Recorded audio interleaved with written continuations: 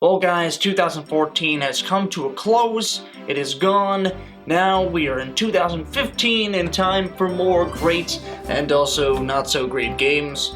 But for the past couple of weeks I've been thinking about what I was going to put for my top 10 and my top disappointing games of 2014. Well, I like to get the crap out of the way first, so let's get down to my top 10 disappointing games of 2014. Number 10. Watch Dogs. To tell you the truth, I actually enjoyed playing this game, but it's what the game could have been that disappoints me. Ubisoft promised us these stunning graphics and being able to hack anything we want, but when it came down to sending the game to its release, something happened. The game became a fragment of what we were promised. Sure, combat in this game is great and hacking is fun, but we could have had so much more. I was really expecting something great here. Hacking in this game became repetitive. Not only was hacking repetitive, but the story and the characters are really not going to win any awards. In my opinion, the story was okay, and Aiden's character could have been worked on a little bit more. Plus the fact that this game is completely broken on PC. But it looks like Ubisoft has disappointed me once again this year, which is why Watch Dogs comes in at number 10 on my list. Number 9. Assassin's Creed Unity. Ubisoft made it their goal to get 2 Assassin's Creed games out for this year, but as always, as I say, quality is better than quantity. Now you've seen all the glitches online of what this game is like, and I just have one thing to say, Ubisoft, is that maybe you should take more time in working on your games instead of trying to push one out every year. Though this game was fun to play, I can't take how many glitches were in this game. I've had times where my screen has gone full on black, and I was walking in the dark for complete hours on end. At times I got stuck in midair during an air assassination. It just seems like Ubisoft this year is one gigantic disappointment. But we're not done with you yet, Ubisoft, oh no. Number 8. Far Cry 4. I love playing Far Cry 3. It was one of my favorite games I had fun playing in 2013, and it seems like I was reliving that experience again. As to my mind, I was.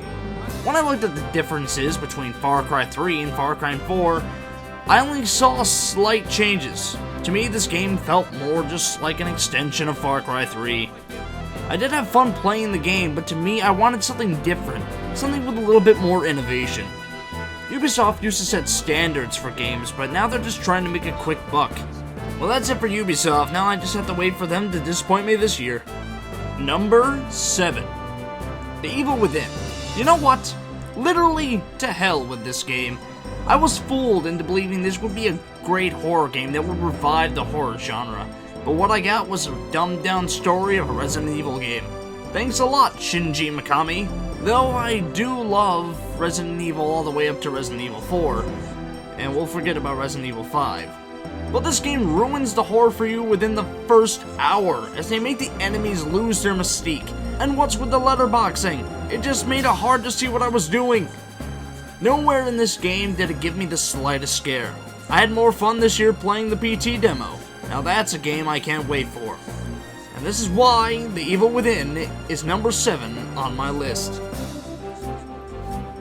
Number 6. The Legend of Korra. Can I just get one good Avatar game?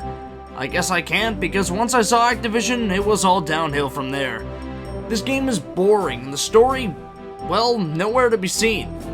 It was a long path of recolored enemies to make it look like they actually did something. Bosses and enemies are overused.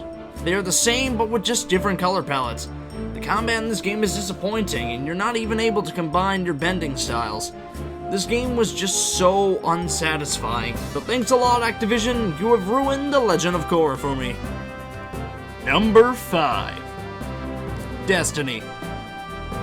I so wanted this game to be one of my best of 2014, but Bungie just screwed it up. This game was advertised to be a great game of exploration and have unique weapons and gear for your character. But what I got was nothing like what they advertised it to be. If I had to go off the game and then go online on my computer and head to your website to find out about the history and lore of this world, then you have failed. We were also promised these great loot drops, but it was just hours or days grinding just to get something better than average. I couldn't wait to play with my friends, but this game was just so disappointing. Sure, this game was fun and I had fun playing it for a time, but it was not what we were promised. Number 4. Thief. You know, I've actually played the old Thief games and some were pretty good. But this wasn't a good way to revive the franchise. This game was boring to say the least.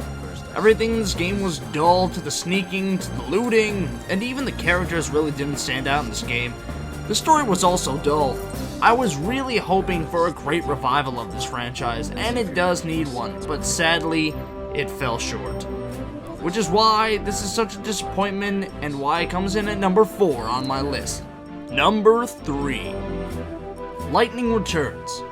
This game was actually pretty fun, and I believe it's probably one of the best out of the 3 installments of Final Fantasy XIII. But it was lacking just like the other 2 games. For one, the leveling system was completely gone and the characters are still pretty dull. Sorry Lightning, but just because you have no soul doesn't make an excuse for bad writing. Though this game did bring more exploration than the others, and had a little bit more stuff to do. Now I know I didn't get to the review for this game for 2014, but its time will come when I finally review it this year. But it's just another game that could have been something great, but just ended up to be a disappointment. Number 2. Metal Gear Ground Zeroes. Snake! Snake! Why is your game so short? I clocked in beating this game in no more than 3 hours. Yeah, I get it. It was a promo for the new Phantom Pain game. But did we really have to pay $40 for this promo? This game was actually really good, but I was just disappointed out of all the people that would stoop to the level of making me pay for a promo of your game.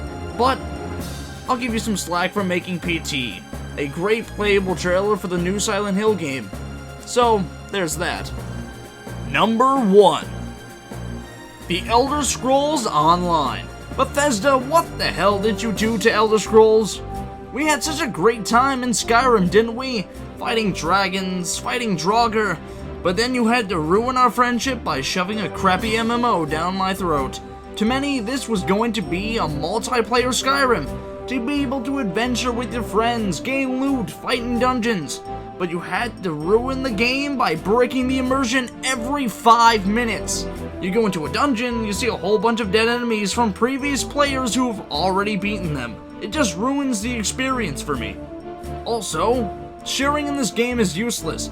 You might as well quest alone because all the quests work as if one person is doing it, which means if you share a quest, you and your friends have to go through that quest twice just to finish it. Questing was dull and the lore and the immersion are gone. I'm sorry, Bethesda. It could have been that your game doesn't work in an MMO setting, or it could just be that you let a new company make your game, but it's not the game that I wanted.